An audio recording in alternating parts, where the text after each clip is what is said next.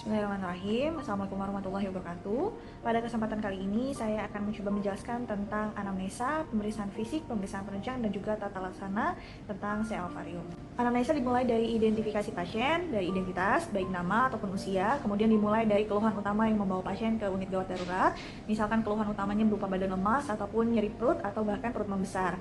Jika keluhannya badan lemas, ditanyakan sejak berapa lama, kemudian apakah disertai dengan keluhan perut membesar sejak berapa lama, dan apakah disertai dengan rasa nyeri. Kemudian adakah keluhan nafsu makan menurun, kemudian adakah keluhan mual muntah, adakah keluhan penurunan berat badan, adakah gangguan BAK dan BAB, adakah pasien mengalami riwayat keputihan ataupun keluar darah dari kemaluan, adakah penyakit penyerta lainnya berupa sesak nafas, batuk, demam, dan apakah pasien sudah menopause. Lanjutkan dengan riwayat penyakit dahulu, kita akan menggali status sosial ekonomi dan juga gizi dari pasien, apakah cukup ataupun kurang. Kemudian status reproduksi pasien, kita tanyakan kapan pasien menarch, kemudian apakah pasien sudah menopause atau belum, dan jika sudah, kita gali lagi sejak berapa tahun atau menopausenya sudah berapa lama. Kemudian status pernikahan, berapa kali pasien menikah dan sejak berapa lama pasien menikah. Kemudian status persalinan, berapa kali pasien hamil, berapa kali pasien melahirkan, dan apakah pasien pernah mengalami keguguran dan berapa kali mengalami keguguran. Dilanjutkan dengan riwayat penyakit keluarga, apakah ada keluarga pasien yang mengalami penyakit kencing manis, diabetes mellitus, ataukah kita mengarah ke CA ovarium. Seperti kita gali lagi, adakah saudari dari pasien tersebut yang mengalami keganasan, baik itu CA cervix ataupun CA ovarium. Kemudian dilanjutkan untuk melakukan pemeriksaan fisik, mulai dari pemeriksaan fisik tanda-tanda vital seperti sens pasien, kemudian tensinya, nadinya, respiratory rate, temperatur, dan juga saturasi oksigen. Dilanjutkan dengan keadaan spesifik seperti kepala, apakah normosefal, konjungtivanya anemis atau tidak, skleranya ikterik atau tidak. Kemudian dilanjutkan dengan penilaian leher, bagaimanakah jugular vein pressure-nya. Kemudian dilanjutkan dengan pulmo, menilai apakah vesikularnya meningkat atau normal, adakah ronki, adakah wheezing, kemudian core, bunyi jantungnya apakah normal, apakah ada murmur ataukah ada galop, kemudian ekstremitas apakah ada edem atau tidak. Untuk selanjutnya adalah pemeriksaan ginekologi, di mana dibagi menjadi dua, pemeriksaan luar dan juga pemeriksaan dalam. Untuk pemeriksaan luar adalah pemeriksaan abdomen yang dinilai apakah abdomen cembung ataupun datar, apakah ada nyeri tekan, adakah tanda cairan bebas, apakah fundus uteri sulit dinilai ataupun dapat dinilai. Jika dapat dinilai bisa diukur. Kemudian apakah ada massa, apakah ada undulasi, dan juga bising usus dari pasien tersebut. Untuk selanjutnya adalah pemeriksaan dalam, mencakup inspekulo dan juga vaginal tusae.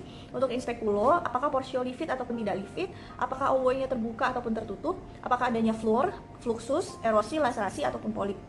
Kemudian pada vaginal tusae, apakah porsionya kenyal ataupun kaku, apakah OUE-nya terbuka atau tertutup, apakah ada perabaan massa, apakah adnexa dan parametriumnya tampak lemas ataupun tegang, dan adakah kafum Douglasnya menonjol. Setelah semua pemeriksaan fisik selesai, dilanjutkan dengan pemeriksaan penunjang. Pemeriksaan penunjang dapat dilakukan pemeriksaan laboratorium dan juga pemeriksaan ultrasonografi.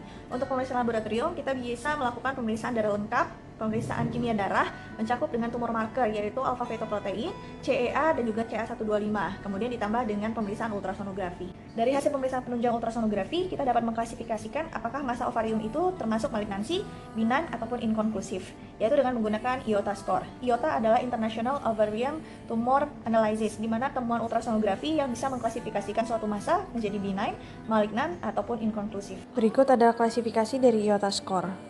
Selanjutnya kita dapat menghitung RMI, Race Malignancy Index, yang bisa menentukan resiko keganasan dari massa ovarium tersebut.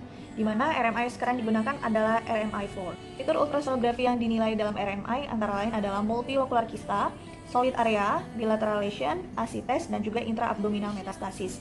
Kemudian status menopause yang dinilai adalah premenopausal ataupun postmenopausal, kemudian kadar CA125, dan juga ukuran dari massa tersebut, apakah kurang dari 7 cm atau lebih dari 7 cm.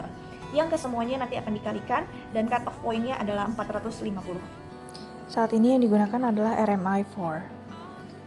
Dan berikut adalah 3 staging classification for cancer of the ovary, fallopian tube, and peritoneum. Untuk selanjutnya adalah penata laksanaan dari CA ovarium yang disesuaikan dengan staging dari CA ovarium tersebut.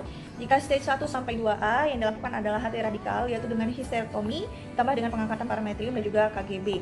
Jika stage 2B sampai dengan 4B yang dilakukan adalah kemoradiasi. Namun untuk case stadium 2A dengan massa berukuran lebih dari 4 cm yang dilakukan adalah pemberian NAC atau neoadjuvant kemoterapi, bisa menggunakan cisplatin ataupun paklikarbol 3 seri yang selanjutnya akan dievaluasi untuk menilai apakah massa tersebut operable atau tidak. Dan jika massa tersebut sudah operable, maka akan dilakukan HT radikal. Demikianlah penjelasan singkat dari saya mengenai CA ovarium. Semoga bermanfaat. Terima kasih atas perhatiannya. Wabillahi taufiq wal hidayah. Wassalamualaikum warahmatullahi wabarakatuh.